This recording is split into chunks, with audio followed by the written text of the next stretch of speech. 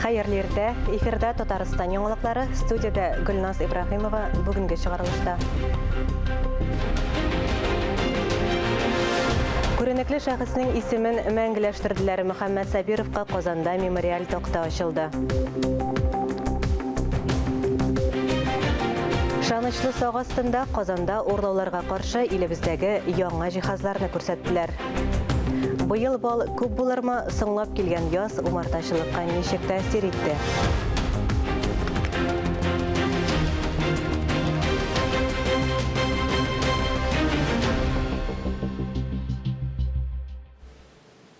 Казанда ТССР Министрлар Советы рәисе Татарстан Республикасының бірінші премьер-министрі Мөхәммәд Сабировқа мемориаль тоқта ачу тантанасы булды. Анда республика парламенты депутатлары Мөхәммәд Сабировның туганнары катнашты. Мемориаль тоқтаның авторы скульптор Россия рәссамнар берлеге әгъзасы Фәнил Вәлиуллин. Мөхәммәд Галләм улы Сабиров 1932 елның 29 мартында Башкортстанның Кушнаренко районы Яңа Кормаш авылында туган. 1955 елда Уфа нефть институтын, 1983 елда СССР Халык хуҗалыгы академиясын тәмамлый. 1984 елдан 1989 елга кадәр ТССР Министрлар Советы рәисе урынбасары, 1989 елдан 1995 елга кадәр Татарстан Республикасы премьер-министры була. 2015 елның мартында авыр һәм озакка сузылган авырудан соң вафат булды. Орша зиратында җирләнгән. Татарстан тарихында Мөхәммәд Галләм ролі бик зур. Ул үзебезнең әлмәтебездә эшен башлаган управление буровых работ, буровик, партком секретаре булды, аннары горком секретаре булды, икенче секретарь булды. Восток монтаж газ дигән идарәнең җитәкчесе булды. Инде аннары Главтатнефтегазстрой бөтен Юго-Востокта төзелешне алып бара торган идарәне җитәкләде.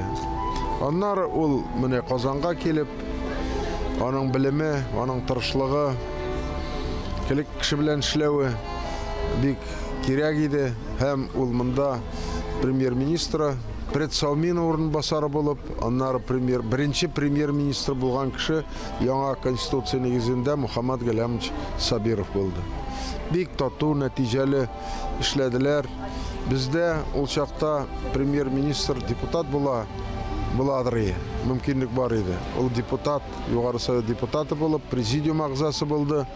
Күп кенә иҗтимагый эшләрдә катнашып, халык белән бердәм булып, матур иттереп, менә шулай иттереп, шушы авыр елларны эшләргә бергә аның белән туры килде. Без аңа бик рәхмәтле. Шушы көннәрдә Татар информ мәгълүмат агентлыгында балачак җыры концертлар сериясенә багышланган матбугат конференциясе узды. Чарада Татарстан Республикасы Дәүләт Советы депутаты, Мәрхәмәт Милосердие хатын-кыз депутатлар берләшмәсе рәисе Алсу Нәбиева, балачак җыры конкурсының жюри әгъзасы Илмир Низамов та катнашты. Бәйге Татарстан Республикасы президенты каршындагы татар телен һәм Татарстан Республикасында яшәүче халыклар вәкилләренең туган телләрен саклау, үстерү мәсьәләләре комиссиясе ярдәмендә оештырыла. Бәйгенең уңышлы узуы концертлар сериясе белән дәвам итә. Идеясын тудыра һәм тормышка ашырылып килә. Татарстан Республикасы президенты каршындагы татар телен һәм Татарстан Республикасында яшәүче халыклар вәкилләренең туган телләрен саклау, үстерү мәсьәләләре комиссиясе белән берлектә эшли торган бу проект. Без инде башта бу балачак җыры бәйгесен беренче елны җырлар белән генә тәмамладык бит инде, икенче елны инде безгә безнең Татарстан Дәүләт Советы рәисе Марат Готов улы Әхмәтов безгә тәкъдим итте. Сез инде китаплар да чыгармыйсызмы дип инде җыентыклар дип. Әлбәттә инде без бу идеяны хуплап алдык. Республикада узатырган халыкара педагогика форумында йөзләгән укытучы һөнәренең абруен күтәрү турында фикер алыша. Төп мәсьәләләрнең берсе югары уку йортларын тәмамлаучыларның сайлаган һөнәрләренә тугры калулары. Ата-аналар белән эшләү өчен экспертлар төркемнәрен булдыру перспективалары турында да фикер алыштылар. Фәнни хезмәткәрләр, машинистлар һәм энергетиклар беренче медицина ярдәмен күрсәттеләр. Йөрәк кан тамырлары белән авыручыларга тернәкләнергә булыштылар. Казанда шәһәр икътисады объектлары санитария постлары ярышларының шәһәр этабы узды. Туполев исемендәге авиация заводы, 3-нче җылылык электр челтәре, Юдино тимер юл станциясе, Элекон заводы, Казан федераль университеты һәм психиатрия хастаханәсе командалары радиация куркынычсызлыгы теориясе һәм практикасы зыян күрүчеләргә беренче ярдәм күрсәтү буенча белемнәрен күрсәттеләр. Медицина белгечләреннән ерак булган оешмалар вәкилләре беренче ярдәмне күрсәтә, йөрәк-үпкә реанимациясын үткәрә, төрле яраларны эшкәртә, радиацион, химик, биологик саклану нигезләрен белергә тиеш. Практик осталыкларын табиблар һәм куркынычсызлык белгечләре бәяләде.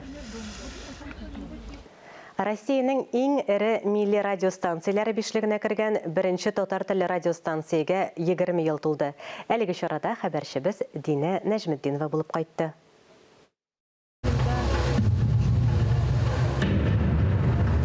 Татар радиосының иң зур туган көн концерты башланып китте. Бу күпләребез яратып тыңлаган радиога 20 ел.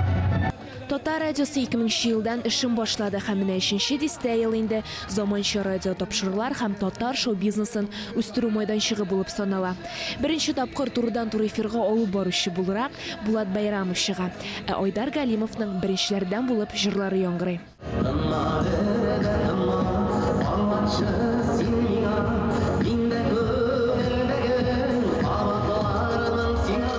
Әбри белән бергә уздык, анда бер 30-га 20-нчеләп кеше килгән инде, 30-га якын кеше булгандыр инде. Безне у нас мирәдән чакырды. Килегез дип, безне сразу беренче көнне эфирга чыгып киттек. Бер 4-5 тапкыр эфирда булганнан соң Әбри инде Орча билетне укып килгәннән соң аны телешмә, мин әле авылга баласы, мин әле аңлап та бетермәдем, кая килеп беләккәнемне, шуңа күрә бер 3-4 эфирда булды да, миңа кызганычка каршы аннан ташлап китәргә туры килде. Мин үземне шуны сәхнәгә күбрәк басымнар ясап сәхнә буенча киттем. Бүген юк, без бах итеп башлап җибәрәбез. Ни өчен һәм кемнәр күрерсез? Бу концепция, бу безнең алым шундый. Без менә динамика тотарга теләдек. Динамика һәм теге гадәттәгечә булмасын. Без һәрвакыт менә шундый теге дулкын ясарга теләдек. Яраткан радиостанция кумирларның бер буынын гына үстереп калдырмады.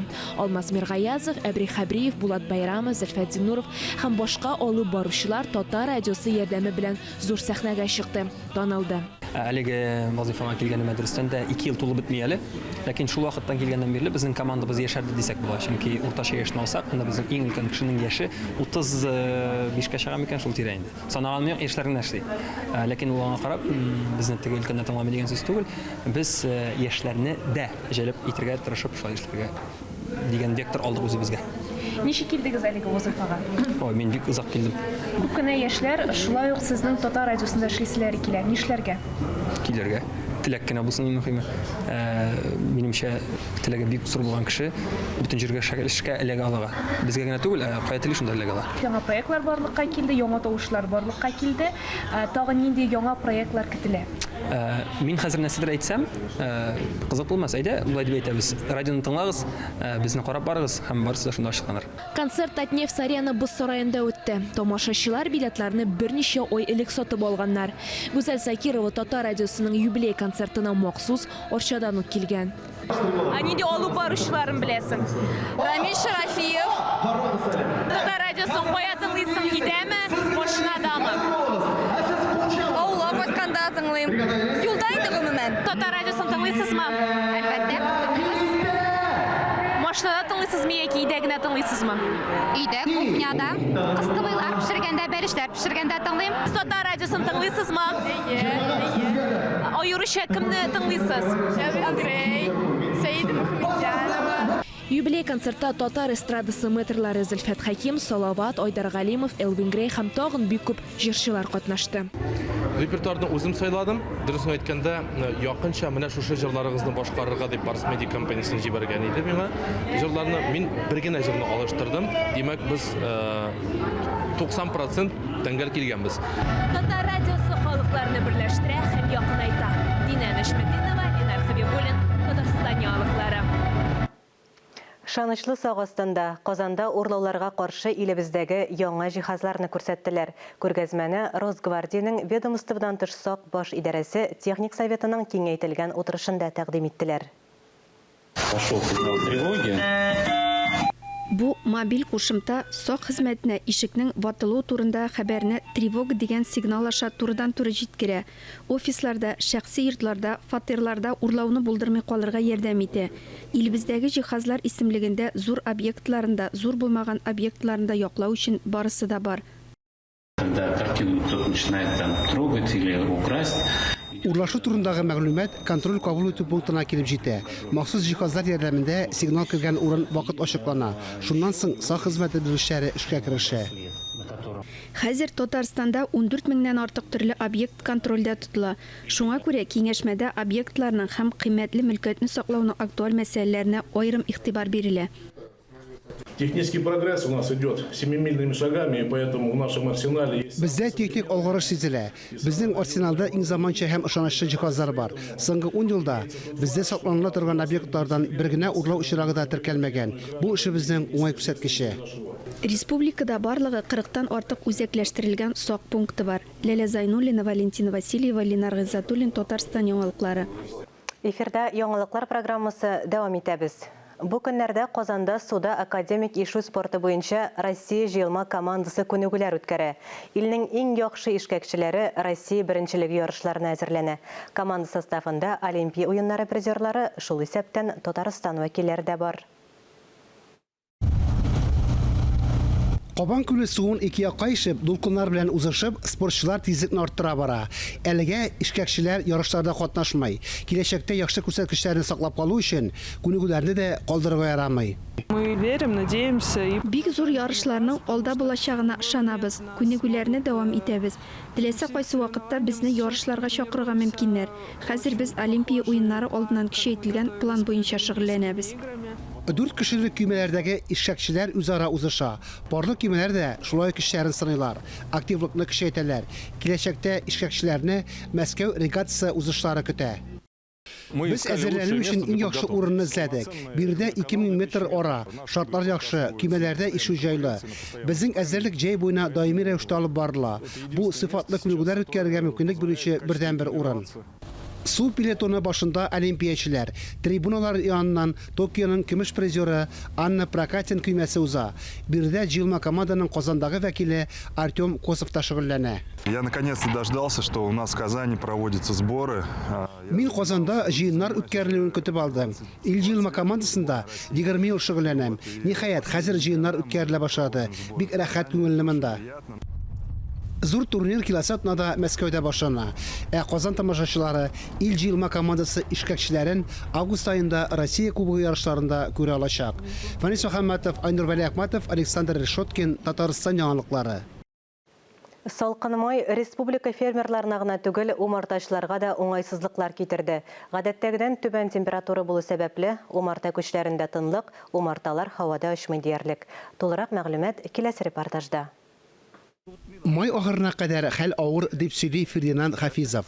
Ул инде 7 ел туган авылыннан ерак түгел умарталык тота. Узган сезонда умартачы өчен җиңел булмаган. Электр көтүчесе сатып алдым. Умарталыкка аю кермәсен дип. Былтыр бал айырган вакытта аю күренде. Аюлардан сакланырга кирәк. 40 җәнлек 5 умарта оясын җимергән. Хуҗа аларны яңадан тыргызган. Хәзер исә көннәрнең салкын торуы умартачының борчуын тагын арттырган. Бу чорда гадәттә умарта кортлары активлаша, һавага чыгалар. Быел әлегә тынлык, истәүнә нектар җыя алмыйлар, чәчәкләр дә аз. Уртача һәм кече умарта кортлары салкынга чыдый әле. Көндез барыбер кояш күренеп ала. Кортлар бу вакытта оядан чыгып очып өлгерәләр. Ә менә кайбер умарта кортлары салкынга бирешә, һавага чыкмыйлар. Димәк, бал уңышы азрак булыр дип фаразлана. Тик эш балда гына түгел. Умарта кортларының төп файдасы үсемлекләрне сәркәләндерү. Тик быел табигать сыңрак уянды. Синоптиклар якын арада җылылык вәгъдә итә. Үзегез күрәсез, әлегә бакчаларда тынлык. Агачлар чәчәк аткач, көннәр җылыткач, умарта кортлары да активлашырга тиеш. Шундый тоткарлыклар инде беренче тапкыр булган. Фердинанд Хафизов та умартачылык белән шөгыльләнә башлаган елны салкын булды дип искала. Шулай да җәй озын килгән, шактый бал аерткан.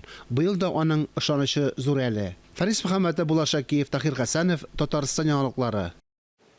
Бүтін Россия телевизион марафонында премьерны күтәбіз. Бұл күннәрдә безнең телерадиокомпания Бүтін Россия дәүләт телерадиокомпаниясының уаттан нәрсәдән башлана фестиваль финалистлары өчен клиплар төшерә. Татарстаннан округ этабында 3 кеше чыгыш ясый. Бу 2 коллектив һәм танылган башкаручы. Казан урамнарында көтелмәгән кадрлар турында киләсе сюжетта. Так, стоп, бежали. Нет, заново. Соңгы 30 елдагы иң салкын май һәр кадрга иҗады якын килүгә рухландыра. Урамда нибары 5 градус җылы, кызлар җиңел сарафаннарда төшерү процессы бик көчле бара.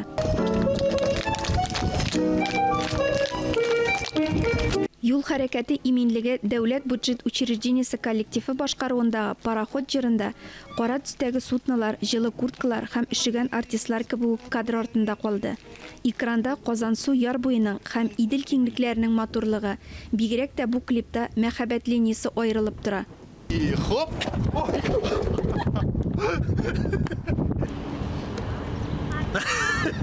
Клипта төшү өчен финалга чыккан Алсу Зайнетдиновага образларын 3 тапкыр алыштырырга туры килде. Һава торышының үзгәреп торуы кумачаулады. Шулай да чыгышы алкышларга күмелде.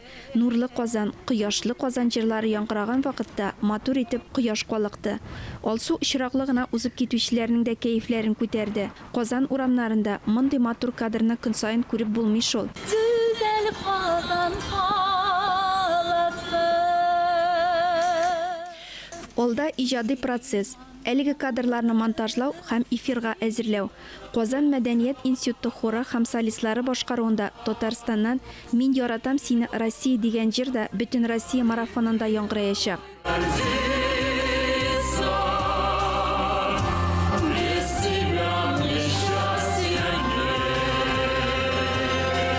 12 июньдә аларны бөтен ил күрә ала. Ватан нәрсәдән башлана дигән уникаль телемарафонны TRT-TV сайтынан да карарга мөмкин.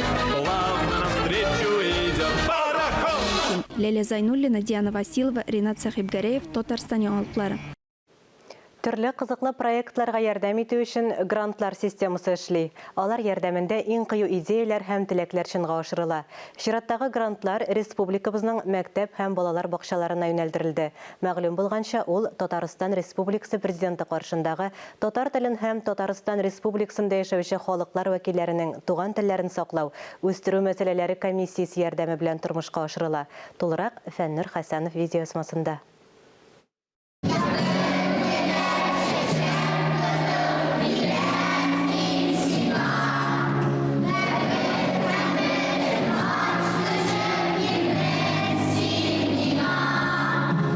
Үткән 2021 ел туган телләр һәм халыклар бердәмлеге елы кысаларында Татарстан Республикасы территориясендә яшәүче халыкларның телләрен, гореф-гадәтләрен, мәдәниятләрен саклауга һәм үстерүгә юнәлдерелгән проектларны гамәлгә ашыруда муниципаль мәктәпкәчә белем бирү оешмаларына һәм муниципаль гомуми белем бирү оешмаларына ярдәм итү грантын отучы балалар бакчалары һәм мәктәпләре билгеләнде. Шул уңайдан Татарстан телерадиокомпаниясының иҗат төркеме Чистай районындагы җиңүче мәктәп һәм балалар бакчасында булып аралашып кайтты. В рамках поддержки изучения родных языков и традиций Республики Татарстан Татарстан Республикасы территориясендә яшәүче халыкларның телләрен, гореф-гадәтләрен, мәдәниятләрен саклауга һәм үстерүгә багышланган грантларның 7-сен без Чистай муниципаль районы мәгариф учреждениеләре оттык. Безнең өчен бу зур горурлык, без моңа бик шат. Димәк, без дөрес итеп эш алып барганбыз. Грант оту зур мөмкинлекләр ача.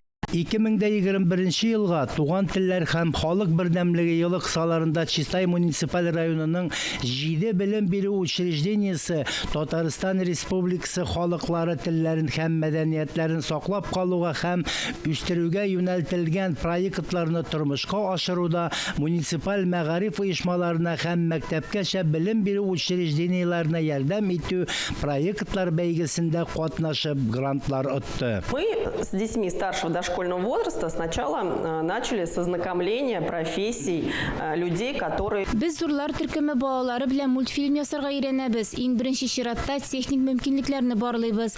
Бүгенге чиракта без пластилин кулланып анимация ясарга өйрәнәбез. Чөнки пластилин белән эш йөртү җиңел. И реализуя проект «Мозаика. Культура многоликого Татарстана», мы применили инновационные подходы и формы работы.